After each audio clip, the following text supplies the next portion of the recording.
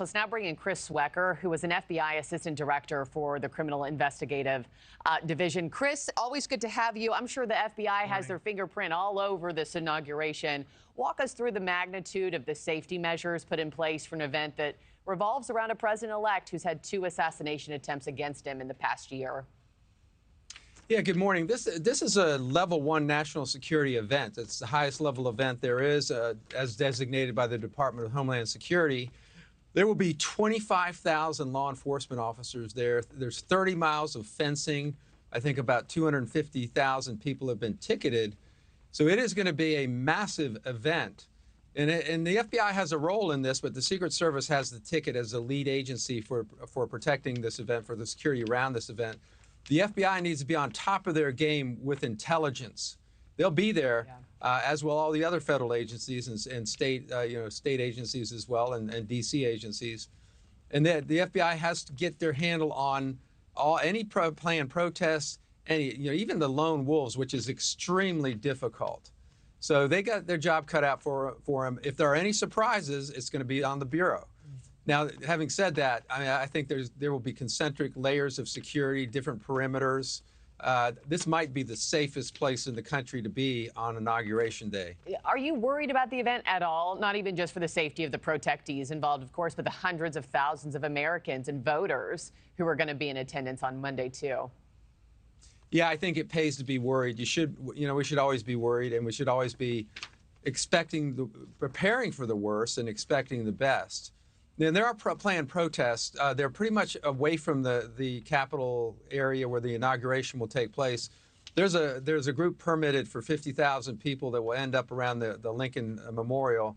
I think there is an application for a pro-Palestinian protest, which will have about 15,000 people, or at least they're trying to get permitted for that number. And there's even a Martin Luther King parade led by the Reverend Al Sharpton.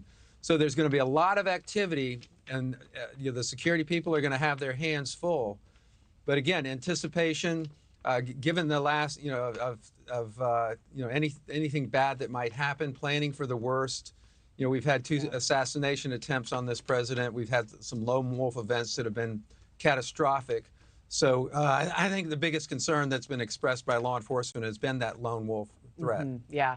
And, I think a lot of us probably know somebody who will be there on Monday. And the majority of the people at inauguration, Chris, won't have a security detail assigned to them. Right. So for the average Joe or family attending, what are your top safety tips to stay vigilant and safe in a mass political crowd such as this?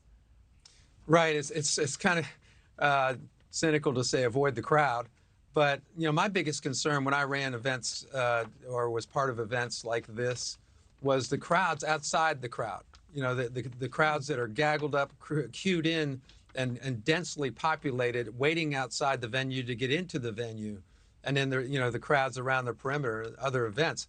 Even if if a terrorist can't get into the event or a bad actor can't get into the event, those areas outside, the very secure perimeters, I think, are very vulnerable.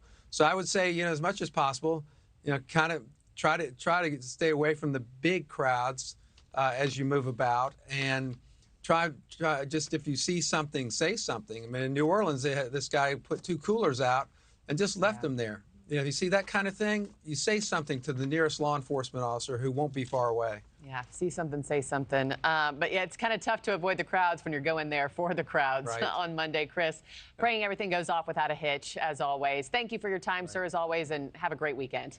You too. Take care. And everybody, join us on Monday for our special coverage of the inauguration of Donald J. Trump. Our NewsNation politics team, powered by The Hill, will be live in D.C. all day long, start to finish. Our special Inauguration Day coverage starts at 9 a.m., 8 o'clock Central. We'll see you there. Thanks for watching, everybody. Go to joinnn.com to find NewsNation on your television provider. Also, don't forget to click that red subscribe button below to get more of NewsNation's fact-driven, unbiased coverage.